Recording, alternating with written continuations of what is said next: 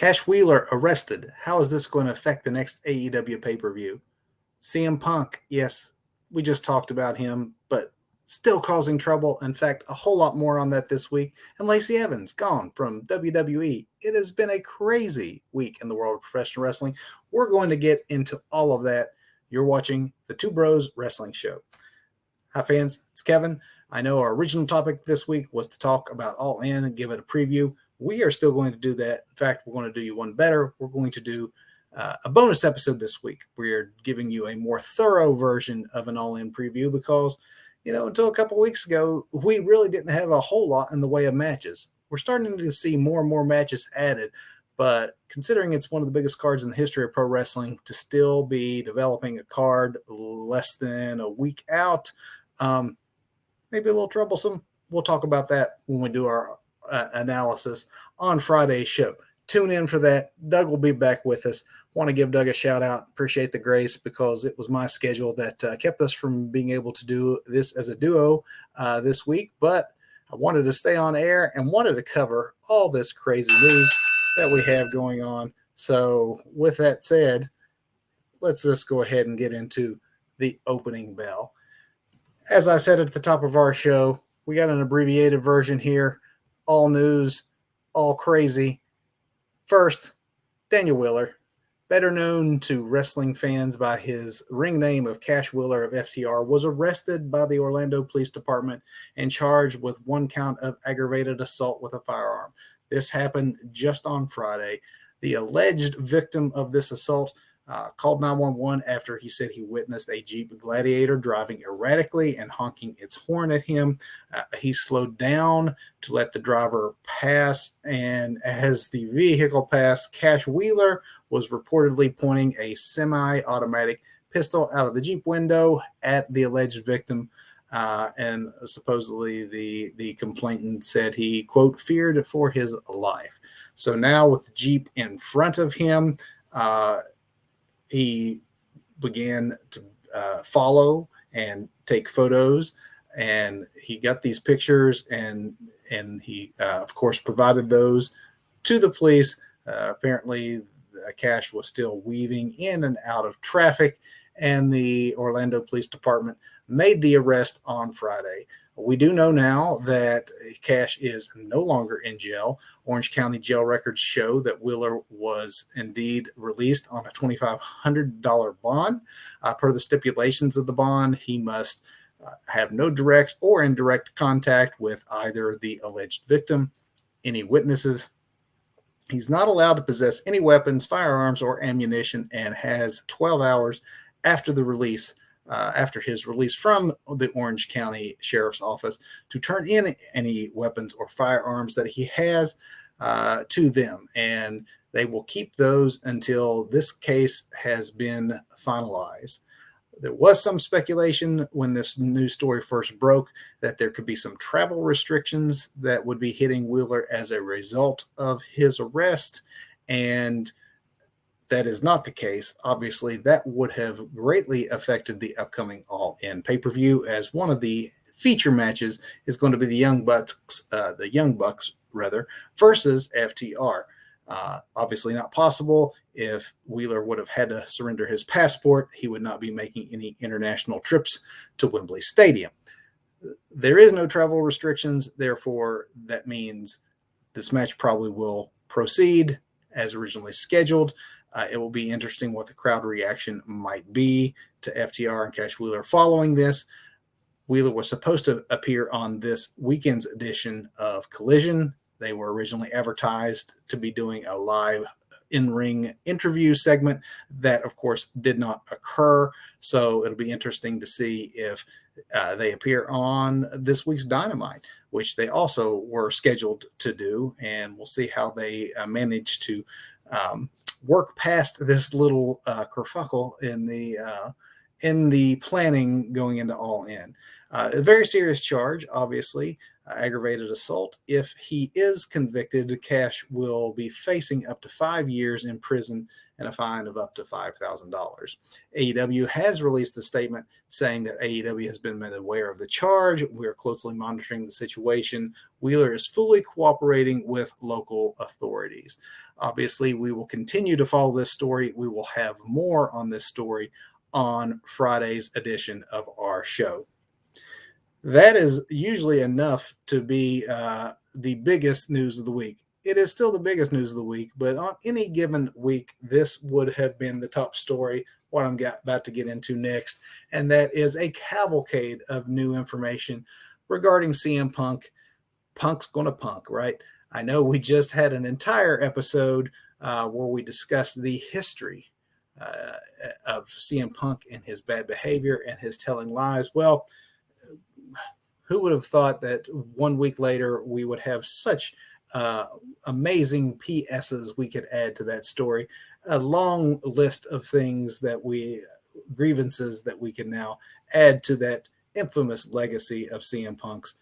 Over this last few weeks alone, stories have been emerging how Punk has got almost absolute power of the Collision broadcast.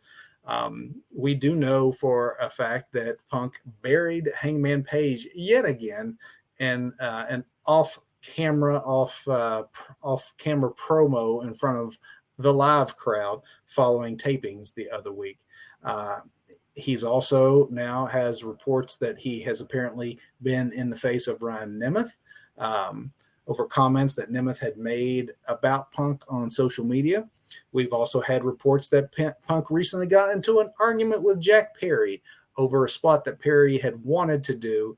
And then, of course, the most damning, really, of all these reports, kind of if you take these news stories and combine them, is the fact that because he apparently has such a fan in Tony Khan, who has given him almost free reign of Collision, we knew that the folks that appeared on Collision were those who, for the most part, got along with Punk. What we are just now learning is that not only does Punk apparently have the ability to decide who appears on the show, even more importantly now, it appears he has a big say in who doesn't. By that, I mean it was reported that he, in recent weeks, has been sending talent home that he does not want to work with and does not want to be on, quote-unquote, his show, and that being Collision. These names of folks who have been sent home include Nemeth and Page, who I just mentioned, as well as Matt Hardy and Christopher Daniels, who, it should be noted, is head of talent relations for AEW. So if Tony Khan is such a mark for CM Punk that Punk has the ability to dismiss the head of talent relations, how much longer can this actually sustain itself? I know on our broadcast last week, I said I gave it 6 months to a year. Obviously, he has the backing of Tony Khan, but he is quickly losing the locker room and quickly making a mess of what little reputation he had as someone who could be worked with. So how much longer until he actually burns any bridges remaining and that there's no one left for him to work with that actually gets along with him? So it will be interesting going into All In to see that, we have a pay-per-view where the Collision cast joins up with the Dynamite cast, and therefore this will be the first real test of whether or not CM Punk and the Elite can exist together yet again in a backstage area. Who knows? By the time we do our follow-up to All In, we may have even more CM Punk stories to share. Let's hope not, but we will, of course, continue to follow the bad behavior of one Phil. Collision Magnet Punk, right? All right. From signings, we mentioned the Elite. Let's do another follow-up from last week, right? We reported about the Elite re-signing as a group with AEW. And then this week we learned a little bit more about just how close the foursome actually were to joining WWE. According to those close to AEW and to the Jacksons, Nick and Matt, along with Kenny and Adam Page, were very likely on their way to World Wrestling Entertainment as soon as the four hit free agency. So that all changed apparently when AEW owner Tony Khan renewed his push to get the Elite locked up and signed. And that, of course, included not just more money, but the ability to make their own schedules seemed to be a big deciding factor for the foursome. With the Bucks, as well as with Hangman, you have three men who have young families, and apparently that was a big deciding factor for them in any decision they were going to make. Obviously, finances as well are a big part of that because they're trying to, at this stage in their careers, set themselves up for the move that really would take them into retirement and make sure their family is taken care of for not just the foreseeable future, but would never have to really worry about anything again. Omega and the Jacksons were already making seven figures prior to these new contracts. Paige reportedly was in a six-figure range. And this is all according to a source within the company that is reporting on how close they were to leaving. But Tony ponied up.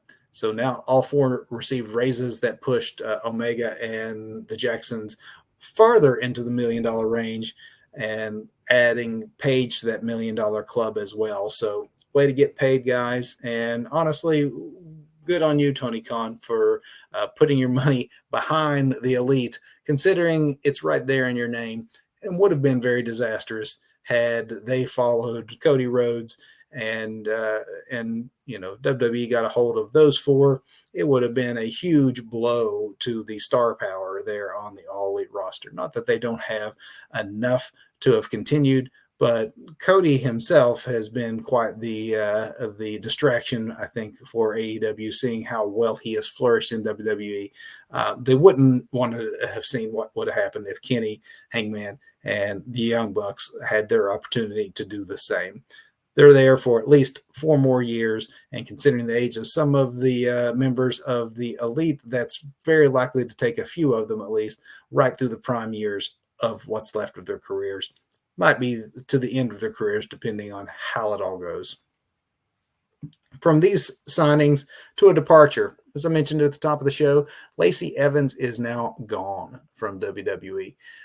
She joined the Fed back in 2016, and she made it to the main roster just 3 years later. But these last 4 years have really been stop and go as far as Lacey goes. This push, I guess, is what I'm really referring to. It was never consistent. Yes, they did promote her to the main roster, but they didn't seem to be able to get a handle on what they wanted her character to be. Was she a face? Was she a heel?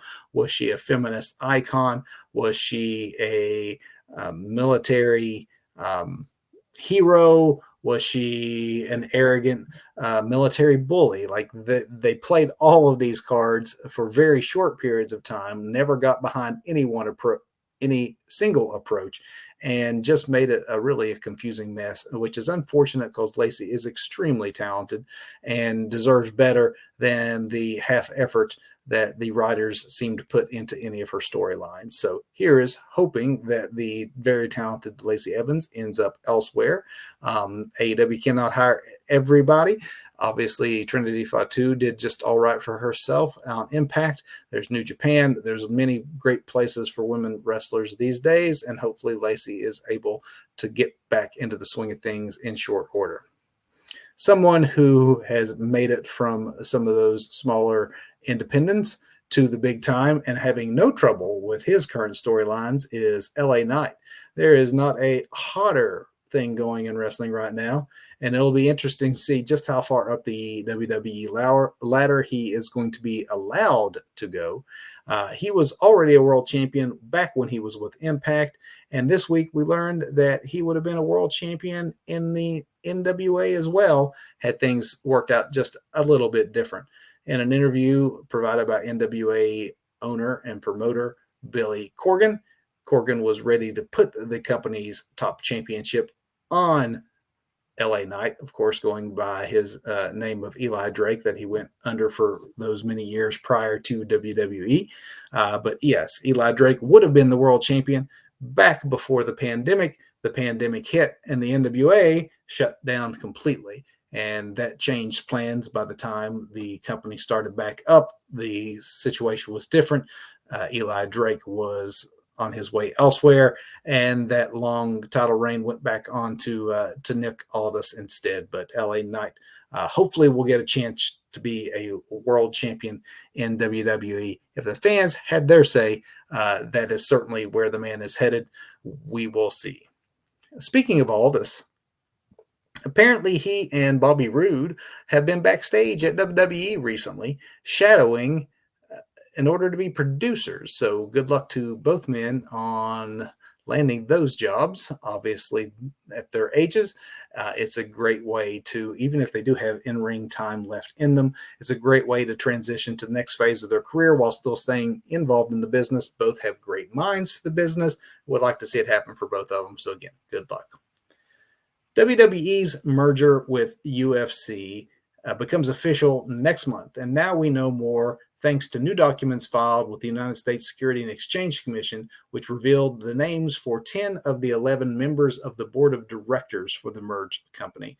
Based on the rules to how those members can be selected, only 2 of the 11 members come from WWE's management team, and surprise, surprise, actually no surprise, you will find that those 2 people representing WWE on the board will be none other than Vince McMahon and Nick Khan. Again, Doug's second favorite Khan.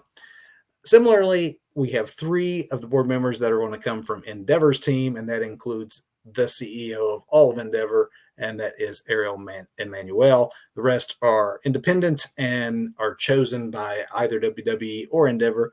And some notable names on there include the CEO of the Atlanta Hawks. We'll keep our eyes on this situation. It will be within a matter of weeks before this deal is supposed to close. We will let you know when it does.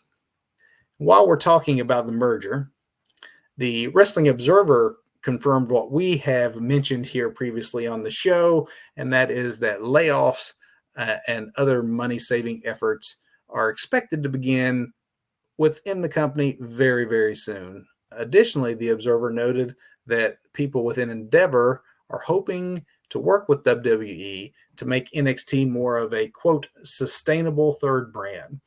This is more in indication of a story we reported on earlier this summer that it was possible NXT would be returning full-time to the road, and hopefully that will be part of making it a sustainable third brand. I am very hopeful. Some of the best wrestling shows I have seen in person were the NXT road shows. So here's hoping that happens, especially with such a talented crew that they have at NXT. They got a good thing going right now. Don't sleep on the new NXT. I think it's a far cry from the NXT 2.0 that was reviled by quite a few people. This is more in line with the old Black and Gold brand. If you've not tuned in lately, it's definitely worth a couple hours of your Tuesday nights. And then finally, in our news this week, Dark Side of the Ring closed out its 4th season here recently, a few weeks back. Very wild episode on Marty Jannetty. Very entertaining, incredibly so. But unfortunately, it also was now tied, I guess, for what would be the lowest ratings for this current 4th season, tied with the Adrian Adonis episode for those low ratings. It only had around 115,000 viewers.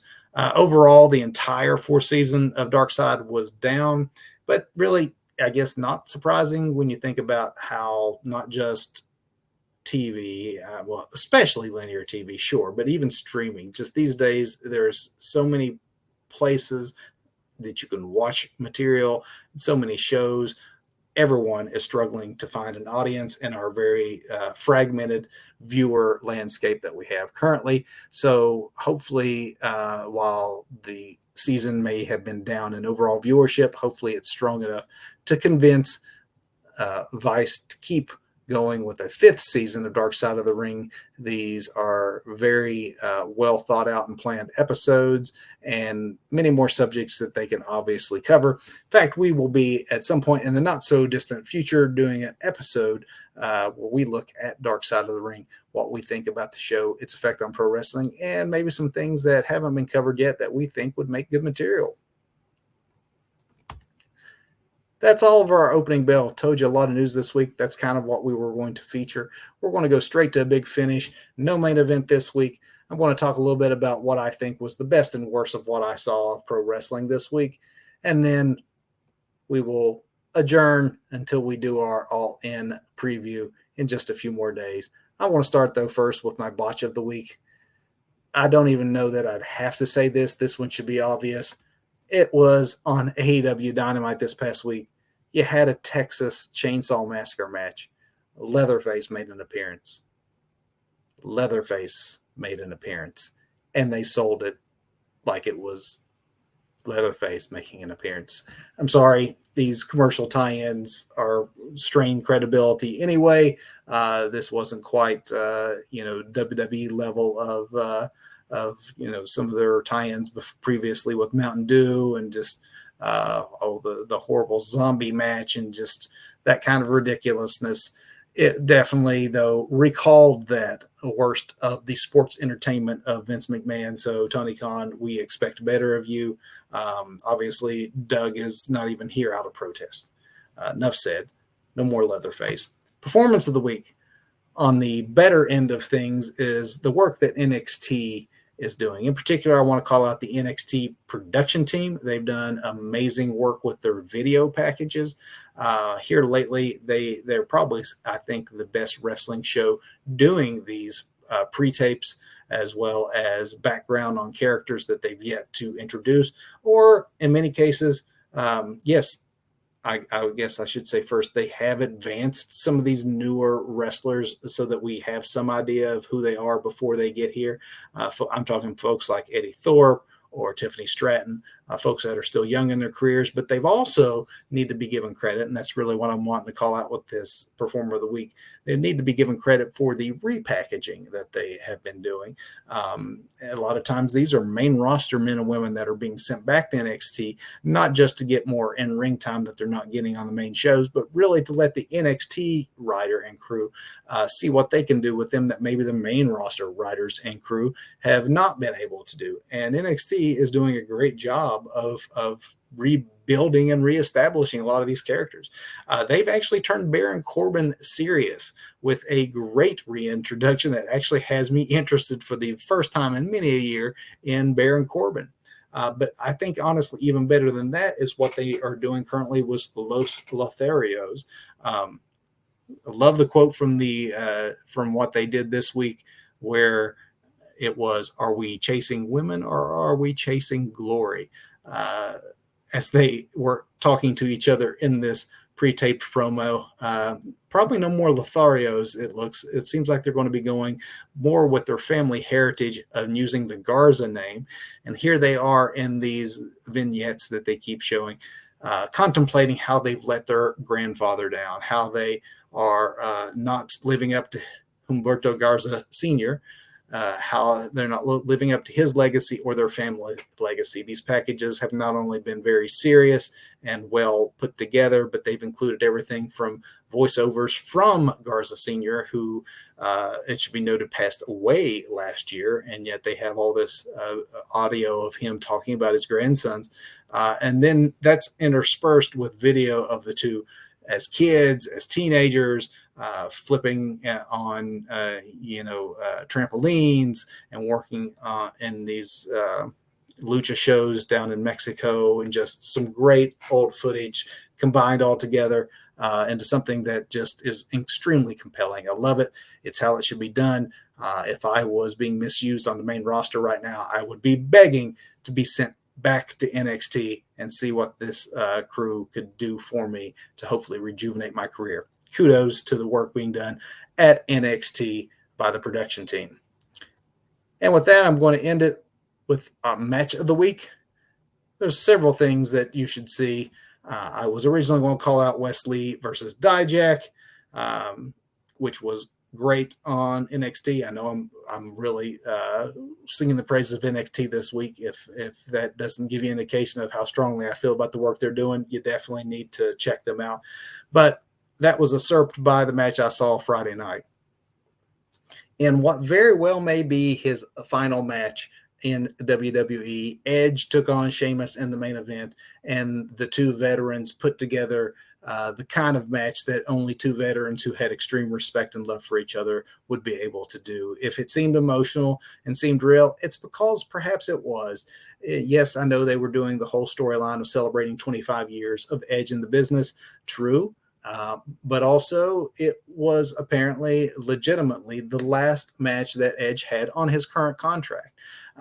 Is he using this, public announcement of his contract expiring as a way to get some leverage to resign? Who knows? There's a very good possibility that he just calls it a career, considering his age and his injury history, the fact he was able to successfully come back, check some things off his list that he had not managed to accomplish before he left. There's not a whole lot more he could accomplish, at least not in WWE. Tony Khan's got Kristen Cage down in AEW. Edge was actually mentioned on Collision last night, which I thought was interesting when JR brought up his name. Doesn't necessarily mean anything.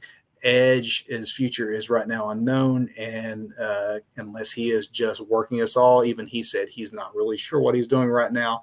What I do know is that he poured everything he had into this match with Sheamus, someone he said was instrumental really in bringing him back around and through his injury and back to WWE to begin with.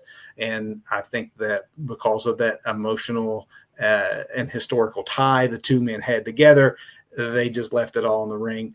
Definitely go out of your way of seeing it. And speaking of things we hope you go out of your way to see, we hope you join us again this Friday as we give you our preview of All In. And until then, when I join you once again with Doug as we get ready to preview what could be one of the biggest events, at least in terms of crowd size, in the history of pro wrestling. Definitely the biggest event in the history of AEW. But is it a bit of a mess, not just with the Cash Wheeler situation looming? There's a lot of multi-man matches. There's some supposed grumblings backstage, people who thinking that Tony didn't put enough attention into the card too much in advance, which is why we're still adding matches now, right? So we're going to go into everything about All In, not just looking at the matches, but just looking at the historical importance and the backstage rumblings concerning it. Go deep dive into all of that on our next episode. We hope that you will join us again for that. Until then, I thank you for joining me, and I'll see you on Friday. Go watch some wrestling, as Doug would say.